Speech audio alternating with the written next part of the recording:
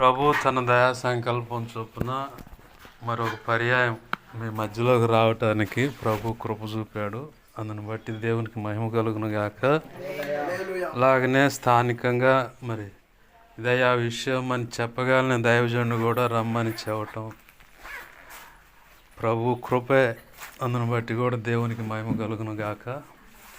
మరి ఈ అవకాశం ఇచ్చిన దైవజనులకి దైవజనురాలకి అలాగనే చేరి వచ్చిన మీ అందరికి కూడా ప్రత్యేకంగా నా హృదయపూర్వకమైన వందనాలు. అందరికీ వందనాలు. నా సంగతి బాగా తెలిసిన వాళ్ళు ఏం చేస్తారంటే టైం చూస్తారు ఖచ్చితంగా. గతంలో మీ మధ్య ఉండి ఎంతగా ఎన్నిగా గంటలు చెప్పిన సందర్భాలు ఉన్నాయి కదా. నేను కూడా రేపు సాయంత్రం దాకా చెబుతా. సరే, ప్రభు ఎందుకు ప్రేరేపించాడో నాకైతే అర్థం కాల. దేవుని యొక్క కృపను బట్టి క్షేమంగా ఇక్కడికి రావడానికి కూడా ప్రభు కృప చూపాడు. అందుని బట్టి ఆయనకి మహిమ కలుగును గాక. పరిశుద్ధ గ్రంథం తెరుద్దామండి. మత్తయి సువార్త 18వ అధ్యాయము 27వ వచనాన్ని నేను చదువుతాను, గమనించండి. ఆ దాసుని యజమానుడు కనికరపడి వానిని విడిచిపెట్టి వాని అప్పు క్షమించెను. చిన్న మాట ప్రార్థన చేసుకుందాం. ప్రేమగల మా కన్న తండ్రి యేసయ్యా, నీకు వందనాలు, కృతజ్ఞతాస్తుతులు మా ప్రభువా. నీ మహా ఉచిత కృపను బట్టి దేవా, ఇదిగో ఈ సమయంలో ఈ 60 ఇలా ఈరోజు ఉండటానికి కృప చూపావు. అందుని బట్టి నీ కృతజ్ఞతాస్తుతులు. మరి స్థానికంగా సంఘ స్థితిగతులు పరిస్థితులు కానీ, దైవజనులైన వారి స్థితిగతులు కానీ, సంఘ బిడ్డల వ్యక్తిగత అంతరంగ ఆధ్యాత్మిక సమస్త స్థితిగతులు ఎరిగిన దేవుడు కాబట్టి ప్రభువా, ఈ లేఖనపు కాంతిలో నుంచి నీ దాసులతోనూ హయా చేరి వచ్చిన సంఘ బిడ్డలతోనూ నాతో మాతోనూ అందరితో మీరు సూటిగా తేటగా స్పష్టంగా ఆ వాక్యముని రొట్టెను విరిచి మాతో మాట్లాడమని, మా అందరికీ ఆత్మీయ ఆహారం వడ్డించమని, అది ఆరగించుకొని బలం పొంది క్రీస్తు యేసు సంపూర్ణతకు సమానమైన సంపూర్ణత పొంది నిన్ను మహింపరచుకోవటానికి కూడా కృపనివ్వమని, భౌతికంగా ఈ భూమి మీద నువ్వు నిర్ణయించిన ఆయుష్కాలం అంతటిలో నీ పని చేసే సమర్థులుగా, నీ చేతిలో బలమైన సాధనాలుగా మమ్మల్ని చేయమని, అందుకు సిద్ధపరచమని, క్రీస్తు న్యాయపీఠాన్ని ఎదుర్కొన్నప్పుడు బడా మంచి దాసుడా మంచి దాసురాలని ఆనాడు నీ చేత మెప్పు ఘనత మహిమ బహుమతులు అందుకు నిత్యత్వంలో ప్రవేశించి వధువులో నువ్వు నిర్ణయించిన ఆ ఉన్నత స్థానంలోనే మేము నిలిచి నీతో కలిసి యుగాలు నిత్యరాజ్య పరిపాలన చేయనట్లుగా, అంతకంటే ముందుగా క్రీస్తు న్యాయపీఠం మీద మమ్మల్ని చూసినప్పుడు నీవు తలదించుకోకూడదయ్యా. అయ్యా, మమ్మల్ని బట్టి మీకు సిగ్గు కలగకుండా మహదానందం కలుగున్నట్లుగా యజమానుడు వాడుకున్న అర్హమైన పాత్రలుగా నీ దాసులమైన మమ్మలను, అలాగే స్థానిక సంఘ బిడ్డలను, నీ చిత్తంలో ఉన్న వారందరినీ కూడా సిద్ధపరిచి నీ పనిలో వాడుకునే పాత్రలుగా శిష్యులైన సేవక గణముగా చేసి సిద్ధపరిచి బలమైన నీ పని జరిగించుకోమని బచ్చునాడుతున్నాను. ఉపదేశాన్ని అడ్డగించాలని చూస్తున్న దుష్టుడు దురాత్మంధకార శక్తులు ఏ అడ్డు పడుతున్నా, ఏ ప్రయత్నం చేస్తున్నా అవన్నీ సున్నాములో బంధిస్తున్నాను. అదో పాతాళంలో విసిరి కొడుతున్నా, నీ పాదాల కింద తొక్కి పట్టను ప్రభువా. నీ నోట నుంచి వస్తున్న అగ్నిత ఇప్పుడు యేసునామములో వాటి ప్రభావం లయమైపోను గాక. బలమైన నీ సన్నిధి, తేజం, మహిమ, ప్రభావం, నీ ప్రత్యక్షత ఇక్కడ యేసునామములో ఈ స్థలం ముందు నిలుచును గాక. మా చుట్టూ, ఈ గ్రామం చుట్టూ, సమకూడిన ఈ స్థలం సమస్తం చుట్టూ ఆశ్రమిస్తున్న బిడలు, వారికి కలిగిన సొత్తు యావత్ చుట్టూ కూడా, సంఘ బిడల సొత్తు యావత్ చుట్టూ కూడా మీరే అగ్ని ప్రాకారం నీ చేతి నేను దాచిపెట్టి నీ కృపలో వర్ధిల్ల చేయమని, అల్పుడైన నన్ను మరుగుపరిచి నీ రక్తంలో కడిగి పరిశుద్ధపరిచి, ఈ అల్పుడికి నువ్వు నిర్ణయించిన దేవా నీ అనాథ సంకల్పంలో నిర్ణయమైనటువంటి ఆ కృపనిచ్చి నీవే నీ ప్రజలతో సూటిగా తేటగా నాతో మాతో అందరితో మాట్లాడమని, నీ వాక్యాన్ని బట్టి కృతజ్ఞతాస్తుతులు చెల్లించుకుంటూ యేసు నామములోనే ప్రార్థించి సమస్తం పొందుకొని నేను మహింపరచుకుంటున్నాం మా కన్న తండ్రి. ఆమేన్. మంచిది. సమకూడిన మీ అందరికీ మరొక మారు నా హృదయపూర్వకమైన వందనాలు.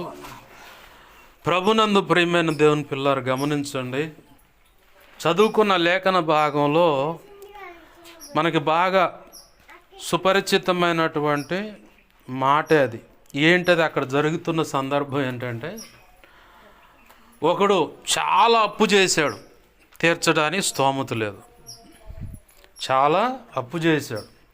ఈరోజు ఆధ్యాత్మిక అర్థంలో చూసుకుంటే తల్లి కానీ తండ్రి కానీ లేదు, దేవుడే సహించలేనంత ఘోరమైన పొరపాట్లు చేయొచ్చు, తప్పులు అంటే పాపం ఉంది, ఆజ్ఞ అతిక్రమం అనే పాపం కూడా ఉంది, చేసి ఉండొచ్చు.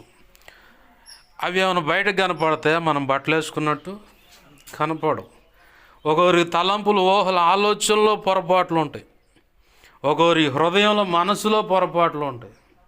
భార్య అనుకోవచ్చు, నా భర్త ఎక్కడో ఏదో మొత్తానికి కొంప పెట్టాడు అనుకోని. ఏంది? భర్త అనుకోవచ్చు, నా భార్య ఎవరితోనో మొత్తానికి ఏదో వ్యవహారం ఉంది అని చెప్పని. లేఖనం ఏముంటుంది? నీ సొంత శరీరాన్ని ప్రేమించినట్టు నీ భార్యను ప్రేమించు. లేఖనం ఏముంటుంది? భార్యతో నువ్వు నాకు లోబడ్డట్టు అంటే క్రీస్తుకి సంఘం ఎలా అయితే లోబడుతుందో అలా నువ్వు లోబడిపోవాలి. అయ్యా, ఆయన సంగతి నీకు తెలియదు అనేవాళ్ళు ఉన్నారు, వాడి సంగతి నీకు అసలు తెలియదు అనేవాళ్ళు ఉన్నారు. నా మొఖాన్ని చెప్పినోడు కూడా ఉన్నారు.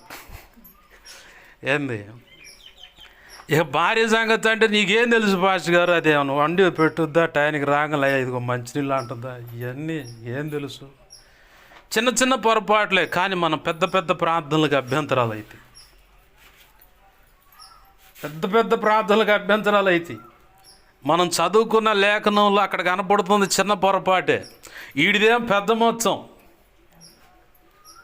వాడిదేం పెద్ద మొత్తం. లోకంలో అపవాది చేత పీడించబడుతూ శపించబడిన మార్గంలో బ్రతుకుతున్న మనల్ని ప్రభు కనికరించి లేఖనపు కాంతిలో దర్శించి పరిశుద్ధాత్మ దేవుడు నీ హృదయంలో కార్యం జరిగించి ఈ ఆత్మను రక్షించుకున్నాడు. మనము అతిగా పరిశుద్ధులమై ఉండకూడదు. అతిగా పరిశుద్ధులం అయ్యామో మన పతనానికి మనమే పునాదులు వేసుకుంటాం. ఆ దేవుని దయ బట్టి నేను రక్షించబడ్డాను, ఆయన కృపను బట్టే నేను ఒడ్డున పడ్డా. లేకపోతే యాడుండేవాడినో యాడుండేదాన్నో ఏమైపోయాను. ఆ దేవుని కృపను బట్టే నేనున్నాను ఈ రకంగా. ఆ కృపను తలపోస్తూ నోటితో వెళ్ళవేస్తూ మరో పక్క అతినీతిని కూడా ప్రదర్శించేవాళ్ళు ఉన్నారు. నేను చూసే చాలామందిని చూశాను.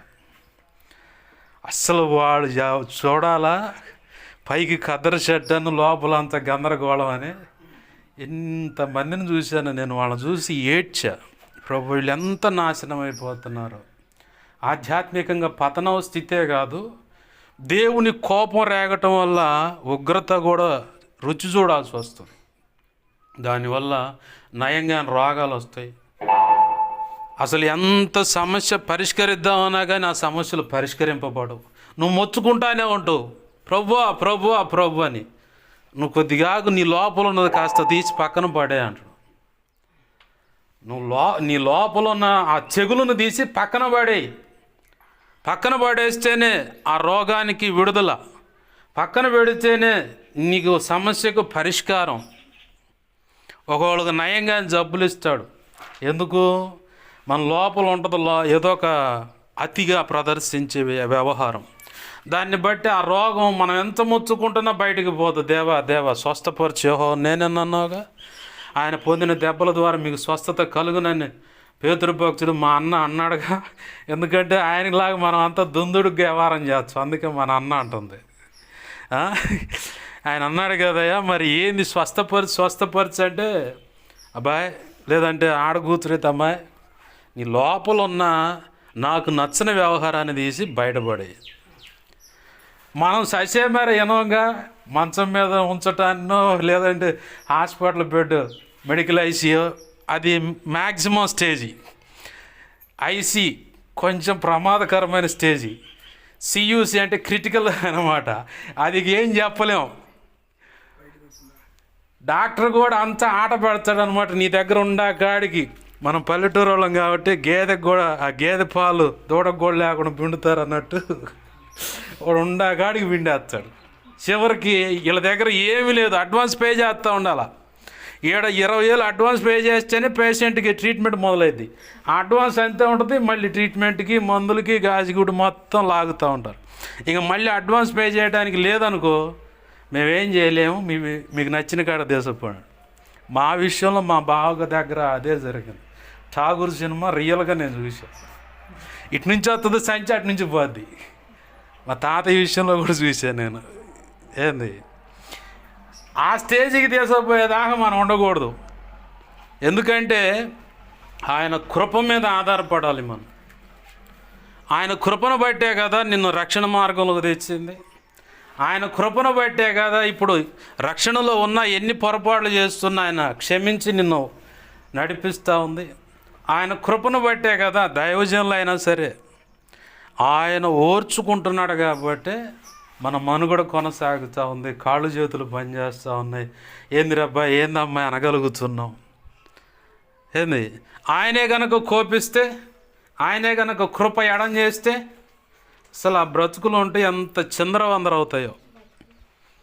దయచేసి ఒకవేళ హృదయంలో దైవ చిత్తానికి వేరుగా అతి భక్తి అనేది ఉంది, తర్వాత అతిగా నీతిని ప్రదర్శిస్తారు. ఏందమ్మా బాప్తిజం పొంది ఎట్ట చేస్తుంది, ఏంది మనమే పొడుచాం మళ్ళీ మందిరానికి రాకుండా. ఏందనా ఏంది పెద్ద ఆయన ఏంది అడ చేస్తుండు, మనడు దాకా బాగానే ఉండగా ఏంది అని చెప్పని మనమే ఆయన పొడుచాం. ఈ వారు చటు పోయి ఆ తల్లికో ఆ పెద్ద ఆయనకు తెలుసుద్ది, మందిరానికి వచ్చే వాళ్ళు తెలుసుద్ది, పలానా వాళ్ళు ఇట్ట అంటున్నారు అది ఇదని. తెలిసిందా, ఇట్ట అన్నారా, అయితే నేను ఇక రాను. మీకు తెలుసా, మనం వాడే నోటి మాటను బట్టే కొంతమంది సంఘానికి రాకుండా స్పీడ్ బ్రేకర్లు అవుతాం. ఏందమ్మా రావట్లేదంటే ఆ స్పీడ్ బ్రేకర్ దాకా వచ్చుద్ది. రాగానే ఫలానమ్మ నా గురించి ఇట్ట అంది, ఫలానా ఆయన ఇట్ట అన్నాడు, లేదా దైవజనుడు. కొన్ని విషయాల్లో దైవజనురాలు మాట్లాడతామంటే దేవుడే నిన్ను హెచ్చరిక చేస్తున్నాడు అన్నది గుర్తుపెట్టుకోవాలి. స్థానికంగా సంఘ బిడ్డలు ఒకవేళ ఒకరి గురించి ఒకరు మాట్లాడుతున్నారంటే నీవు ఇంకొక వ్యక్తిని రానియకుండా స్పీడ్ బ్రేకర్ లాగా మారుతున్నావు. ఆ నేరం ఎవరి మీదకి వచ్చుద్దంటే మాట్లాడి నీ మీదకే. నువ్వు చేసింది ఏంటంటే అతిగా నీతిని ప్రదర్శించటం. ఆ అతిగా నీతిని ప్రదర్శించటం వల్ల ఒక వ్యక్తి ఆగిపోవటం వల్ల ఆ వ్యక్తిలో జరిగే నష్టాలు ఏంటంటే ప్రార్థన ఆగిపోద్ది, విజ్ఞాపన ఆగిపోద్ది, పరిశుద్ధ శరీరక్తాలు తీసుకోవడం ఆగిపోద్ది, సహవాసంగా సమకూడి ప్రార్థన చేసే వ్యవహారం ఆగిపోయి చల్లబడిపోయి తిరిగి లోకానుసారంగా ఏంది పెద్దం రావట్లేదంటే పో చాలే, ఏంది వాళ్ళు అట్ట మాట్లాడతారని చెప్పి నాతో మాట్లాడిన వాళ్ళు కూడా ఉన్నారు. ఏంది, కొంతమంది ₹1 చేబుదులు ఇచ్చి సంఘానికి రాకుండా స్పీడ్ బ్రేకర్లో వచ్చారు. ఆడకి వస్తే మళ్ళీ వాళ్ళు అడుగుతారేమో, మొఖం చెల్లదు, ఎన్ని వాయిదాలు చెబుతూ అంటారేమో. ఇట్లా కూడా ఆగిపోయింది. వాళ్ళ నష్టానికి నువ్వే ₹1 సహాయం చేసి అడ్డుపడవచ్చు. ఒకటి, అతిగా భక్తిని ప్రదర్శించాల్సిన పని లేదు. ప్రభు కృప మీద ఆధారపడి ఆయన కృపను బట్టి నేను ఈ స్థితిలో ఉన్నా. రెండవది, అతిగా నీతిని ప్రదర్శించొద్దు. అతిగా నీతిని ప్రదర్శించావంటే ఇక సంఘ సంఖ్య తగ్గుద్ది. నీ నోటి మాట ఏడవ చాట వినపడుద్ది. వాళ్ళకి పోయి వినపడ్డ తర్వాత పలానోళ్ళు ఇట్టన్నారు అది ఇదని చెప్పని. మనం వాస్తవంగా దేవుని దృష్టికి పగస్తులము, దేవుని ఉగ్రతకు కారకులము, వాస్తవికంగా శాపగ్రస్తులం. కానీ ప్రభు కృపను బట్టి మనము మన అప్పులంటే ఇంకో చోట పరలోక ప్రార్థనలో ఒక మాట ఉంటుంది, మా రుణస్థులను మేము క్షమించున్న ప్రకారము మీరు మా రుణములను క్షమించని. అంటే తప్పులు మనం ఏం చేస్తాం, మన హృదయంలో పలానా వ్యక్తి మీద అతి ప్రదర్శిస్తా అది అంతే గూడు కట్టుకుని ఉంటుంది లోపల. ఈ ప్రార్థన అయితే భలే సరదాగా చాకచక్యంగా చేస్తారు, నేర్పరిగా కూడా టక చెప్పేస్తారు. నాకైతే ఆ మాట కాడ రాగానే భయం పుట్టుద్ది. అయ్యగారు ఫీరయ్య గారు కూడా నేను అసలు ఆ ప్రార్థనే చేయను. ఏంది భయం పుట్టుద్ది నాకు. ఎందుకంటే నేను ఎదుటి వ్యక్తిని క్షమించినప్పుడే నాకు క్షమాపణ దొరుకుతుంది. నేనెవరిని అతను క్షమించకపోవటానికి, నేనెవరిని ఆమెను క్షమించకపోవటానికి. నేను అందుకే వెంటనే ఏదైనా పొరపాటు ఉంటే అవతల వ్యక్తి వల్ల ఏదైనా పొరపాటు జరిగిన నేనే ఎక్కడన్నా తప్పుగా వ్యవహరించుంటానేమో, దయతో క్షమించయ్యా వాళ్ళని ఏమనమాక. ఎందుకు ఆ మాట అనేదంటే ఈ లోకంలో ఉన్న మనుషులతో సమాధానం కావాలి, కానంటే దానికంటే ముఖ్యంగా దేవునితో సత్సంబంధం కావాలి. ఇందాక దైవజనులు అన్నారు కదా, ఏలి తన కళ్ళెదుట పిల్లలు పాడు పనులు చేస్తున్నా గద్దించలా. సమాధానమే ఇజ్రాయేల్ ప్రజలందరూ కోల్పోయారు. యాజకుడు కూడా ఆ కుటుంబాన్ని బట్టి కోల్పోయాడు. కానీ బాలుడైన సమయంలో యథార్థంగా దేవుని ఎదుటుంటే అతని దగ్గరకు వచ్చింది మాట, దేవుని మాట. అరుదంటే ఎప్పుడో ఒకసారి వస్తూ ఉంటుంది, మెరుపులాగా పిడుగులాలా. కానీ సమయాల దగ్గర రాగానే 3 సార్లు మాట్లాడి జరగబోయే సంగతులు చెప్పాడు. ఎందుకు ఈ మాట గుర్తు చేస్తున్నా అంటే, నేను మొదటిగా దేవునితో సమాధానం కలిగి ఉండాలి, తర్వాత నా చుట్టుపక్కల ఉన్న వాళ్ళతో సమాధానం కలిగి ఉండాలి, ఇంట్లో భార్య భర్తతో, భర్త భార్యతో, పిల్లలతో సమాధానం కలిగి. అసలు ఏమీ లేకుండా ప్రభువా ప్రభువా ప్రభు అంటే ఆపమ్మా, నువ్వు కొద్దిగా ప్రార్థన. నువ్వు మొదటిగా ఎదుటి నీ పక్కనున్న వాళ్ళని నువ్వు క్షమించలేకపోతే నాకంటే నీతిమంతుడు, నాకంటే నీతిమంతురాలు అయితే ఇలాంటి అతి ప్రదర్శించేవాళ్ళు నేను అంటాను, నేను బజారుకి పోయి 3 మేకులు కొరడాలు తీసుకొచ్చుకుంటా, మిగతా అన్నీ మీరు రెడీ చేయండి, తీసుకుపోయి ఆ సమాజానికి ఆ వ్యక్తిని సిలువేస్తా. ఎందుకు మనకు అతి నీతి? ఆయనే మనకు నీతి. ఆమెన్, హల్లెలూయా. ఎవరాయన? యేసయ్యే. యేసయ్య నీ మీద నీతి వస్త్రాన్ని తొడగాలన్నా, నీతి మత్వాన్ని నీకు ఆపాదించాలన్నా, లూకా సువార్త 1వ అధ్యాయంలో 6వ వచనంలో అట్టుకుంటా పెద్ద మనుషులు 2 ఉన్నారు. వాళ్ళను చదివినప్పుడు నాకైతే చాలా సంతోషం వేస్తుంది. అలాగనే వాళ్ళంతా యథార్థంగా దేవుని ఎదుట బ్రతకటం అంటే సామాన్య విషయం కాదు. ధర్మశాస్త్రాన్ని ఆచరించుట సామాన్యుడికి అసలు అలివి కాని పని అది. అట్లాంటి పరిస్థితుల్లో కూడా జకరియా ఎలిజబెత్లో ఎలా ఉన్నారంట? దేవుని దృష్టిలో నీతిమంతులే ఉన్నారంట. అసలు దేవుడు నీతిమత్వాన్ని ఆపాదించడం కాదు, వాళ్ళు ఎలా ఉన్నారంట? చదవమ్మా. వీరిద్దరూ ప్రభువు యొక్క సకల విధములైన ఆజ్ఞల చొప్పున, దేవునికి మహిమ, న్యాయ విధుల చొప్పున నిరపరాధులుగా నడుచుకొనుచు దేవుని దృష్టికి నీతిమంతులై ఉండిరి. ఆమేన్. ఎలా ఉన్నారంట? అసలు దేవుడు వాళ్ళకు నీతిమత్వాన్ని ఆపాదించడం కాదు, వీళ్ళే నీతిగా బ్రతకటం మొదలుపెట్టారు. నీతిగా బ్రతకటం మొదలుపెట్టారంటే ధర్మశాస్త్రం ప్రకారం పౌలు భక్తుడు ఏమన్నాడు? ధర్మశాస్త్రం ప్రకారం అయితే నేను నీతిమంతుడినే, అంటే అనింజుడును, నా మీద ఏ పొరపాట్లు లేవు. కానీ సిలువ దగ్గరకు రాగానే వాళ్ళెవరు ఎట్టన్న ఊరేగనే కానీ పాపులలో ప్రధానుడను నేను ప్రధానుడనయ్యా, అంత ఘోర పాపినైన నన్ను ఆయన కృపను బట్టి కనికరించాడు. ఆయన కృపను బట్టి తెలియక చేశాను ఒకప్పుడు అజ్ఞాన స్థితిని బట్టి, సంఘాన్ని చిత్రహింసలు పెట్టాను, నా జీవితాన్ని నేనే నాశనపు మార్గంలో నడిపించుకుంటా పోయాను, అందరినీ కొట్టడం, హింస పెడతాం, పెద్దలకు నచ్చినట్టుగా బ్రతకటమే మేధావితనము, అందరూ పొగుడుతూ ఉంటే ఇదే కదా అని చెప్పని అనుకున్నాను. భక్తి అంటే ఇదే, ధర్మశాస్త్రం నెరవేర్చడం అంటే ఇదేనేమో అనుకున్నాను. సిలువు దగ్గరకు రాగానే అయ్యి కాదురా అబ్బాయి ప్రేమ అన్నాడు. ఆమేన్, హల్లెలూయా. కొరింథీ పత్రిక 13వ అధ్యాయంలో ఏమన్నాడు ఆయన? విశ్వాసము, నిరీక్షణ ఇవన్నీ పక్కన పెట్టండి, చివరకు మిగిలేది ప్రేమే. ప్రేమ కలిగి ఉన్నాం అనుకో, ఎదుటి వ్యక్తిని ఎదుట ఎంత పొరపాటు కనపడ్డా, ఏ కారణాన్ని బట్టి ఈ పొరపాటు చేశారో ముందు ఆ ఆలోచన వస్తుంది నీ మైండ్లోకి. బుద్ధిపూర్వకంగానా? తెలియదేమోలే ప్రభు, క్షమించి సరిచేసి పట్టుకురా. అపవాది దాడా, యేసు నామములో వాడిని బంధిస్తున్నాను ప్రభు, నువ్వే ప్రార్థన చేస్తావు. విమర్శించు, నలుగురిని పోగేసి అష్టాచమ్మ ఏందది జాడీలు వేసి, మగోళ్ళు అయితే పులి మేక వేసి, ఏంది అబ్బాయి ఏంది అది ఏంది ఇట్టంట కదా ఇట్టంట కదా అని చెప్పని సరిగా ద్రోహం పడ్డది. సరిగా అష్ట కావాలని చెప్పని ఎట్ట వ్యవహారాలు పెట్టరు. ఎందుకు ఈ మాట అంటున్నానంటే, మనలో అంతరంగ వ్యక్తిత్వ సౌందర్యాన్ని దేవుడు కోరుకుంటున్నాడు. ఏ సౌందర్యం? బాహాటమైన సౌందర్యం కాదు. అంతరంగంలో నీ వ్యక్తిత్వం ఆయనకు నచ్చినట్టుగా ఉండాలి.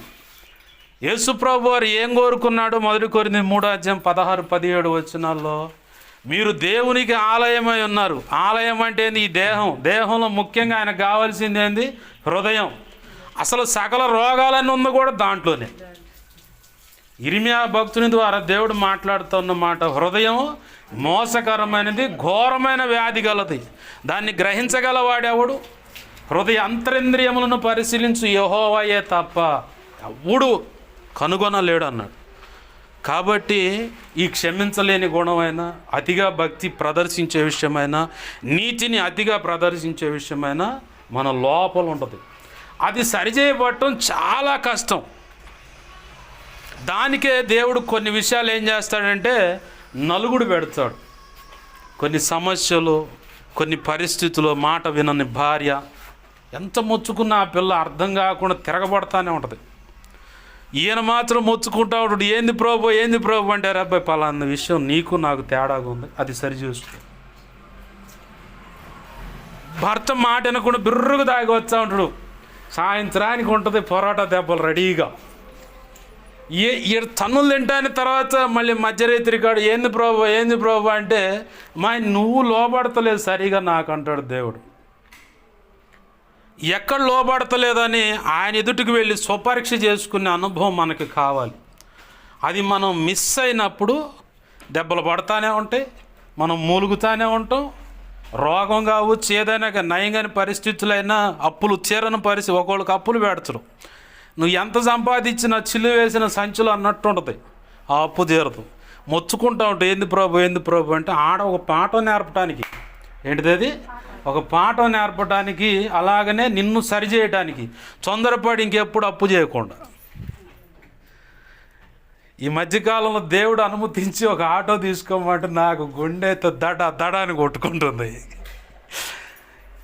సిఎన్జిలో ఒక ఆటో తీసుకోబా, పరిచయలోకి ఇట్లా తీసుకోను, జేబులో ఖర్చులకు తప్ప డౌన్ పేమెంట్ కడతానికి ఏమీ లేవు. కానీ అప్పు చేద్దామని ముందుకు ధైర్యం ఉంది, కానీ అప్పు చేయాలంటే దడగా ఉంది. 10 రూపాయలు అప్పుకే గట ఉనికిపోతే ఏ మాట అంటారు అని చెప్పి.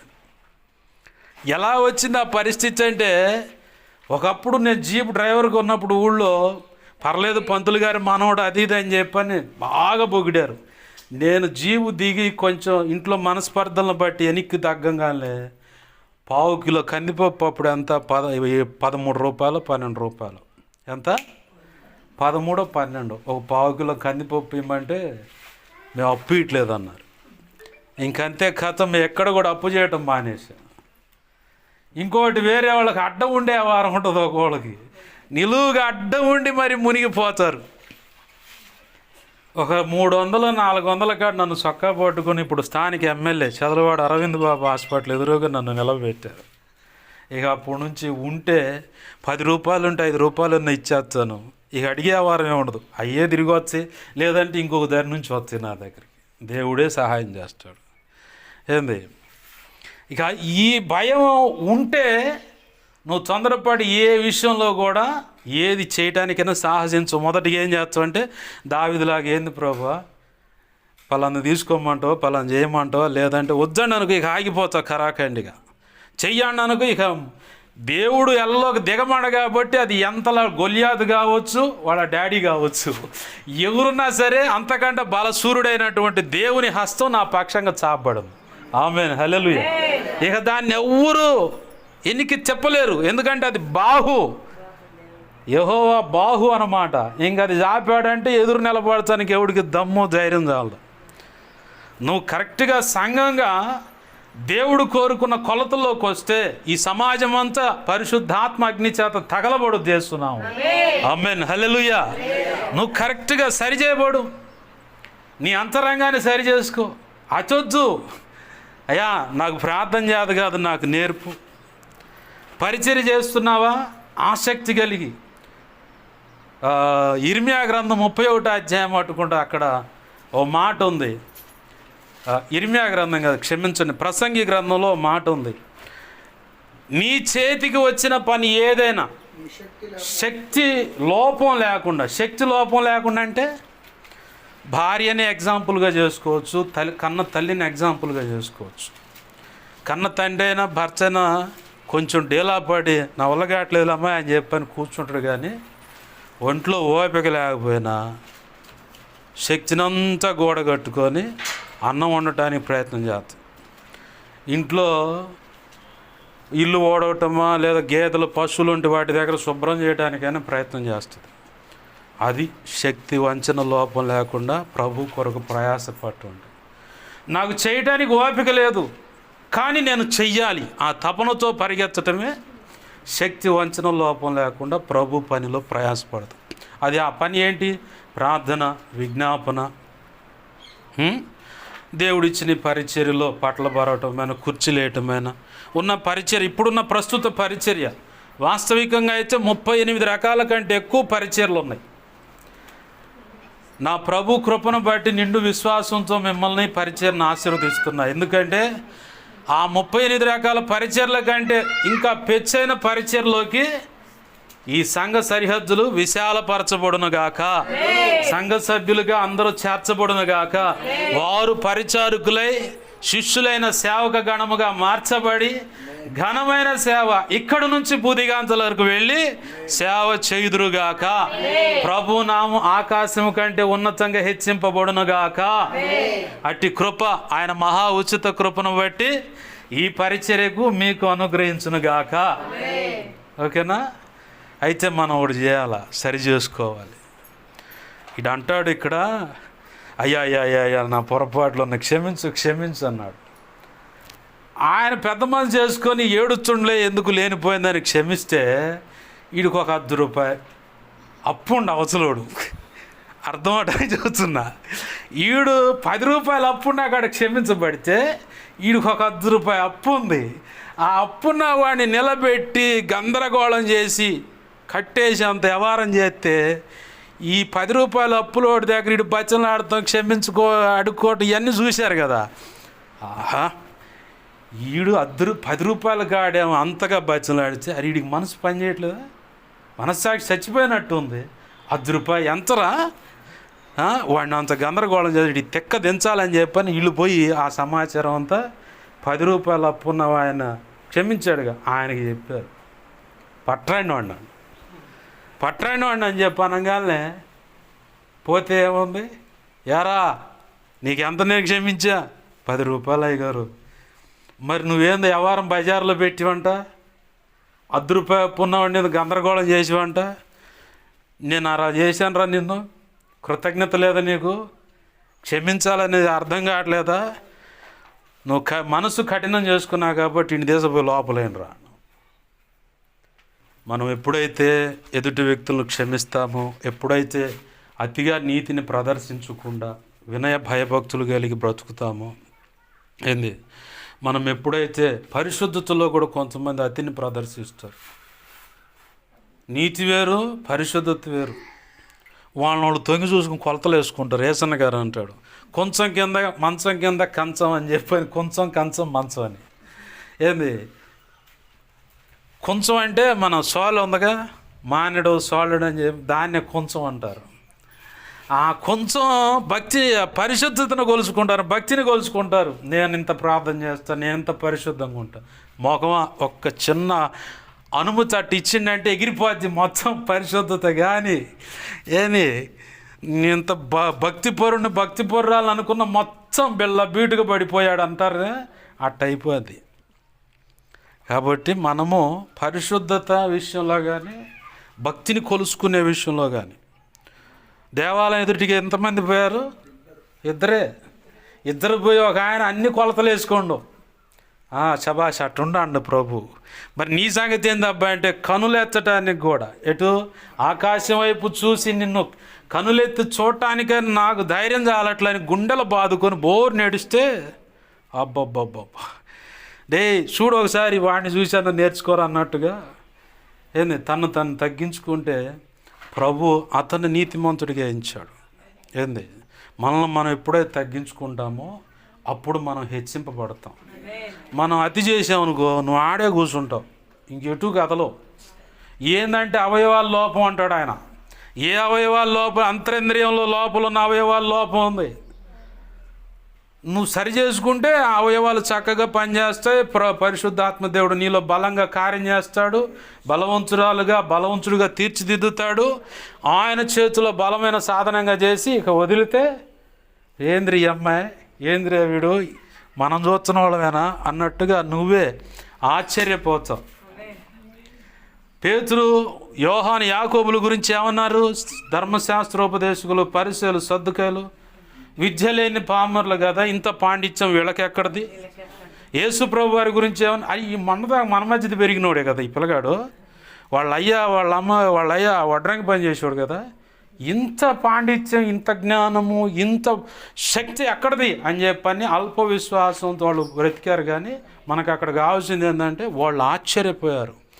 నిన్ను అంతకంటే గొప్పగా ఆయన తీర్చిదిద్దగలడు. ఆమేన్, హల్లెలూయా. యోహాను 14:12 ఉంది కదా, నా యందు విశ్వాసం ఉంచువాడు నాకంటే గొప్ప కార్యాలు చేస్తాడు. అందుకే అలాగ ఆశీర్వదించా. ఆమేన్, హల్లెలూయా. ఏంది, నువ్వు ఎప్పుడైతే సరి చేసుకుంటావు, భక్తిని కొలుసుకోమాక, పరిశుద్ధతను కొలమాక. నేను కరెక్ట్గానే ఉన్నాను అనుకోండి. ఓ పెద్ద ఆయన 3 సార్లు ప్రార్థన చేసిండు, 7 సార్లు ప్రభువా నీకు స్తుతి అండు. ఒక్క చిన్న అనుమతి ఇవ్వగానే అంతే పడిపోయాడు, రక్తాపరాధంలోకి పోయాడు. ఈరోజు ఒక వ్యక్తిని చంపలేకపోయినా మన అంతరంగంలో పగ, ప్రతీకారం, ఒక వ్యక్తిని క్షమించలేనప్పుడు కూడా అది కూడా రక్తాపరాధమే. ఈరోజు మనం ఎవరినైనా కొట్టకపోయినా నోటి మాటలతో నువ్వు గాయపరుస్తావు చూడు, అది కూడా నేరమే. కాబట్టి ప్రభు అంటున్నాడు, అతి ప్రదర్శించొద్దు. మనం ఎప్పుడైతే మనల్ని మనం తగ్గించుకుంటామో, అప్పుడే మనం ధన్యులం అవుతాం. నేను ప్రాంతానికి వెళ్ళి ఈ మాట చెప్పి నా మాటలు ముగిస్తాను. ఓ ప్రాంతానికి వెళ్ళా, వాస్తవంగా వేరే పరిచయం ప్రోత్సహించొద్దా అని చెప్పని వెళుతూ ఉంటాను ఎప్పుడన్నా తరచు. అనుకోకుండా తెల్లారి సోమవారం వస్తూ ఉంటే మా మేనమ్మ ఒక ఆయన ఉన్నాడు తెనాలి దగ్గర గరుగుపాలెంలో. ఆయన వెళ్ళి మాట్లాడి వస్తుంటాడు, సేవ పిలుపు కలిగిన వ్యక్తి. అక్కడికి వెళ్ళంగానే కుటుంబ ప్రార్థన ఉంది, రాలుడు అని చెప్పని తీసుకుపోయాడు. సహజంగా ఈ కూర్చుని చూసి నాకు భయం, ఎందుకంటే మోకాళ్ళు లేకుండా ఇది ఒకటి ఆటంకపరుస్తూ ఉంటుంది. ఇంకోటి ఏంటంటే ఏసన్న గారు చెప్పిన సాక్ష్యాన్ని బట్టి మంచాన్ని చూస్తే భయం. ఈ శుభ్రంగా అది మంచానికి నన్ను పరిమితం చేస్తుంది, మోకాళ్ళు వేయటానికి అనుభవంగా ఉండదు. అది ఈ 2 భయాలు నన్ను బాగా వెంటాడుతాయి. నా అదృష్టం ఆ రోజు ఏంటంటే పక్కన దైవజనుడు కుర్చీ వేసుకొని పెద్దలు కుర్చీలు వేసుకొని కూర్చున్నారు. చక్కగా ఆడ కింద మోకాళ్ళు వేసి ప్రార్థన చేసుకున్నాను. ఎక్కడికి వెళ్ళినా ముందు మోకాళ్ళు వేస్తాను. మోకాళ్ళు వేసి అనుభవం లేదు, చాలా కష్టంగా ఉంటుంది అక్కడ నాకు. మోకాళ్ళు వేసి ప్రార్థన చేసుకున్న తర్వాత కూర్చున్నారు. ఆయన మామూలుగానే ఉన్నాడు. ఆ కూటం అయిపోయింది, నేను ఇంటికి వచ్చా. దేవుని సన్నిధిలో కూర్చుంటే, దేవా ఇట్లా జరిగింది, దీన్ని బట్టి వాళ్ళ మీద నేరంగా ఎంచమాక, క్షమించు ప్రభు అంటే, అది నేను అనుమతించాను. దేవునికి మహిమ కలుగును గాక. హల్లెలూయా. అది నేను అనుమతించాను. ఈ మధ్య బైక్ పోయింది నాది. ఇప్పుడు నిన్న శుక్రవారానికి 4 వారాలు. ఏందంటే నేనే అనుమతించేది పోయేలా. సరే, ఇంక నువ్వు పంపిస్తే ఇంక నేనేం చేశాను. మరి దాని సంగతి ఏంటంటే నా నిర్ణయకాలను మళ్ళీ నీకు అది దొరుకుద్దా, నీ చేతికి అప్పచెప్తాను. సరే, నీ ఇష్టం. సేవ కావాలని ప్రార్థన చేసి ఇచ్చింది నువ్వు, ఇప్పుడు పోయింది. ఇప్పుడు మళ్ళీ ఆటో తీసుకోను. సరే, నీ ఇష్టం ప్రభు, నేను ముందుకు అడిగేది. ఎందుకంటే ఆయన చెప్పాడా, నువ్వు అడిగేస్తే ఏ విషయంలో అయినా సక్సెస్ అవుతావు. ఆయన చెప్పకుండా పిల్లలు కనుక తప్పటడుగులు వేసినట్టు బుద్ధిహీనంగా అడుగులు వేసావా, వాడు అంతే పడుతూ ఉంటాడు. ఎందుకు పడడం పెట్ట బాధంగా బాగానే మళ్ళీ దగ్గర తీసుకుని ఓదార్చు. ఏసై కూడా అంతే ఎత్తడు దరువు. ఆయన చెప్పిన పనిలో మనము ఖచ్చితంగా అడుగులు వేస్తే అన్ని విధాలు ఆశీర్వదింపబడతాం. ఆయన నీకు కొన్ని విషయాలు సరి చేసుకోమన్నాడా, అతి ఉంటే దాన్ని తీసేసుకోవాలి. ఏ విషయంలో అయినా సరే, ఇప్పుడు మనం చదువుకున్న మూలవాక్యం వాడు ఏం చేశాడు, అతి ప్రదర్శించాడు, క్షమించబడ్డాడు, కృతజ్ఞత కలిగి లేడు. అతి ప్రదర్శించి ఆడికి పోయి కూర్చోండు, చీకటి గదిలో పడేసాడు. అక్కడేముందంట, తర్వాత మాట రాసి ఉంది, ఏడ్పును పళ్ళు కొరుకుట అంటే నిత్య నరకానికి వెళ్ళే ప్రమాదం ఉంది. మన హృదయం సరి చేసుకోకపోతే, మన హృదయంలో దేవునికి అభ్యంతరకరమైన ఏ విషయాలున్నా, దేవునికి మహిమ కలుగును గాక, హల్లెలూయా, ఏ అభ్యంతరకరమైన విషయాలున్నా దిద్దుకొని ఆయన పాదాలు పట్టుకుంటే ఇప్పుడున్న ప్రార్థన అనుభవం పావుగంట ఉందా, అరగంటకు పెరుగుతుంది, గంట ఉందా, 2 గంటలు అవుతుంది. ఏంది వాక్యం చదువుతాం, కొంత అర్థం అవుతుందా, ఇక నీకు నేర్పాల్సిన విషయాలన్నీ తొవ్వి ఆయనే బోధిస్తూ ఉంటాడు. 3 సార్లు వాక్యం చదివిన తర్వాత అయ్యగారి పుస్తకాలు 4వసారి చదువుతా ఈ వాక్యం చదువుతా ఉన్న పుస్తకం పరిశుద్ధ గ్రంథాన్ని ఒక్క అధ్యాయం చదవాలంటే 3 గంటలు పట్టేది నాకు. ఎంత? 3 గంటలు పట్టేది ఒక్క అధ్యాయం చదవాలంటే. దైవజనుడు షాలేం రాజు గారు చెప్పిన మాట ఏంటంటే 4 సార్లు వాక్యం చదివిన తర్వాత 3 సార్లు చదివిన తర్వాత 4వసారి పరిశుద్ధ గ్రంథం దైవజనుడు రాసిన పుస్తకాలు చదవన్నాను. సరే అని చెప్పని నా మనసులో తీర్మానం చేసుకొని అయ్యగారి పుస్తకాలన్నీ సంపాదించుకున్నా. ఇంకా చాలా ఉన్నాయి, అవి ఇంకా తోడి చదవాలా. అయ్యగారి పుస్తకాలు మాత్రమే 2 సార్లు చదివా. 2 సార్లు చదివితేనే ఇంత భయంకరంగా ఉంది పరిస్థితి. ఏంది 2 సార్లు చదివినందుకే ఒక్క అధ్యాయం, ఏ గ్రంథమైనా తీసుకో, ఒక్క అధ్యాయం చదవాలంటే 3 గంటలు పట్టేది నాకు. ఆపి నిదానంగా ఆయన బోధిస్తూ ఉంటే వింటా ఉండేవాడిని. చదవటం చాలా కష్టమైపోతుంది. ఏంది ప్రభు అంతకంటే గొప్ప కృపనిస్తాడు నీకు. నిన్ను నువ్వు సరి చేసుకో. ఏం చేసుకోవాలి? నిన్ను నువ్వు సరి చేసుకుంటే ప్రభు కృపనిస్తాడు. సంఘ సరిహద్దులు విశాలపరచబడతాయి. బలమైన అభిషేకం దైవజనులకు మీ మీద ఇంకా గొప్పగా వస్తుంది. నువ్వు ఎవరిని ఆశ్రయించడం కాదు, నిన్నే నిలబెట్టి, ప్రారంభంలో ఆయన చెప్పినట్టుగా నిన్నే నిలబెట్టి నువ్వు చూస్తున్న వాటికంటే ఇంకా గొప్ప అద్భుతాలు జరిగిస్తాడు. ఆమేన్. ఇప్పుడున్న మిమ్మల్ని బలంగా నిలబెట్టుకొని, పునాదిరాలు కదా మీరు, ఇక ప్రార్థన ధూపాన్ని సైతాని గాడికి వెన్నుపోసలో వణుకొచ్చేలాగా చేపిస్తాడనమాట. ఆమేన్, హల్లెలూయా.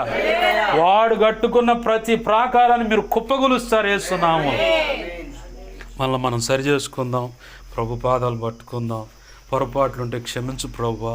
ఒకవేళ పరిశుద్ధ శరీరక్తాలు తీసుకున్నప్పుడు ఏమైనా ఈ వాక్యపు విన్న దాన్ని బట్టి, ఈ వాక్యపు కాంచెలో మీరేమన్నా అప్పుడు ఒప్పుకొని విషయాలు ఇప్పుడు ఏమన్నా గుర్తొస్తున్నట్లయితే దేవుని పాదాలు పట్టుకొని, దేవా నన్ను క్షమించు, నేను హృదయ అంతరంగం దాచిపెట్టుకొని అందరి ఎదుట భక్తిలో నటన చేస్తున్నానేమో, సేవకుడుగా సేవకురాలుగా నేను కూడా చూసుకుంటా. నేను కూడా ఇప్పుడు పౌలు భక్తుడు అన్నాడు, అనేకులు ప్రకటించిన పిమ్మట నేను భ్రష్టుడనైపోదునేమోనని తరచు ఉపవాసాలు జాగరణ ప్రార్థనలతో నా శరీరాన్ని నేను నల్లగొట్టుకుంటున్నాను అన్నాడు.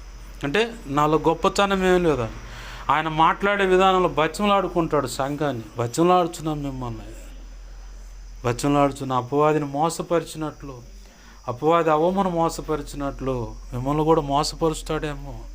ఈ 3.5 సంవత్సరాలు మీకోసం కార్చిన కన్నీరు, రాత్రిపూట చేసిన ప్రార్థన వ్యర్థమైపోతుందేమో అని భయం వేస్తుంది. ఎలా ఉన్నారు మీరు అని సంఘాన్ని బచ్చలాడుకున్నాడు ఆయన. దేవుడు కూడా ఈరోజు ఈ మాటల ద్వారా నిన్ను బచ్చలాడుతున్నాడు.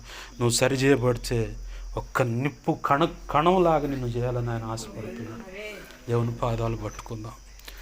దేవుని పాదాలు పట్టుకుని, నిప్పు కణం అంటే దానికి ఇంకా మయల ఉండదు, అన్నిటినీ శుద్ధి చేసేదే అగ్ని. అగ్ని కణంలాగా నిన్ను చేయాలనుకుంటున్నాడు. దేవుని పాదాలు పట్టుకుని ప్రార్థనలో ఉందాం. దేవుని పాదాలు పట్టుకుని జకరియా గ్రంథంలో 3వ అధ్యాయంలో ఉంది ఒక మాట, యెహోషువ అనే యాజకుడి మీద అపవాది వచ్చి నేరం మోపుతా ఉంటే యెహోవా దూత అని యేసయ్య అన్నాడు, అగ్నిలో నుంచి తీయబడ్డ కణము ఆ నిప్పు కొరివిలాగున్నాడుగా. మురికి బట్టలు అంటావు ఏంటంటే ఆయన నిన్ను అలా చూస్తున్నాడు. నీ మీద మురికున్న సంగతి ఆయనకి తెలుసు. నీ అంతరంగం ఎంత పాడైపోయి ఉన్నదో ఆయనకు తెలుసు. కానీ ఆయన అంటున్నాడు, నా దృష్టిలో నువ్వు అగ్నిలో నుంచి తీయబడ్డ ఆ కొరివివి, ఆ నిప్పు కణానివి. ఈ మధ్య నిన్న ఒక పాట రాస్తూ ఉంటే దేవుడు ఇచ్చాడు ఆ మాటలు. మలినపు వస్త్రాలతో నేరం మోపబడిన ఎదుటనే ఉండగా నాకై రచించిన ప్రేమ లేఖ కావ్య వాక్యమే నన్ను దర్శించగా అపవాదిని నువ్వు గద్దించావయ్యా, నిప్పు కణముగా నన్ను చేసావయ్యా, నా బ్రతుకు విలువ తెలిపావయ్యా, నా బ్రతకటం ఏంటో నేర్పావయ్యా, నా బ్రతుకు విలువ తెలిపావయ్యా, భ్రమలన్నిటినీ తొలగించావయ్యా, నీ భాగస్వామిగా నన్ను చేసుకున్నావయ్యా. యేసయ్యా నా ప్రాణప్రియుడా, యేసయ్యా నా ప్రాణేశ్వర అనే ఒక చరణం నీ ముఖము చాటు చేసుకొనగా, నీ ముఖం చాటు చేసుకుంటే బ్రతకటమే వ్యర్థమని అనిపిస్తుందయ్యా నాకు. నువ్వు పంచిన ప్రేమ, ఆప్యాయత, మమత, అనురాగాలు, కరుణ, కనికర, కృప, కటాక్ష సమాధానాలు, నీ పొంజులో ఉన్న ఆ మాధుర్యాన్ని రుచి చూశాను రుచి చూసిన నేను నువ్వు అలా ముఖం చెప్పుకుంటే నేను సహించలేకపోతున్నానయ్యా. బ్రతకటం కంటే చచ్చిపోవటం మేలు అనిపిస్తుంది ప్రభు అనేది పల్లవి. దేవుని పాదాలు పట్టుకుందాం. ఆయనను రుచి చూస్తే చిన్న పొరపాటున పశ్చాత్తాపంతో గుండెలు పగిలిపోయి ఆయన పాదాలు పట్టుకున్న, అయ్యా నేను ఘోర పాపిని ప్రభు. నా తను ప్రవక్త వచ్చి దావీదును గద్దిస్తే నన్ను అంటావా అనలా, ఆ పాపం చేసిన వాడు నేనేం చెప్పి సింహాసనం దిగి అంతే సాగిలపడి సాష్టాంగపడయ్యా, ఆ రక్తాపరాధాన్ని కూడగట్టుకున్నవాడిని నేనే ప్రభు అని చెప్పి అన్నాడు. ఈరోజు ఈ లేఖనం విన్న లేఖనపు కాంచిలో దేవుడు ఏ విషయంలో నిన్ను గద్దిస్తున్నాడో, ఏ విషయంలో నిన్ను సంధిస్తున్నాడో ఆ పొరపాటును ఒప్పుకొని క్షమించమని, దేవా బుద్ధిహీనంగా బ్రతుకున్నాను క్షమించు. కొంతమంది ఇక్కడ భక్తి చేస్తూ కొంతమంది విగ్రహారాధన చేస్తూ ఉంటారు. ఒక దైవజండి నేను చూశాను, పెండ్లప్పుడు ఆ బలిపీఠం దగ్గర నలుగేసేందుకు విగ్రహారాధన దీపారాధన పెట్టిండంట.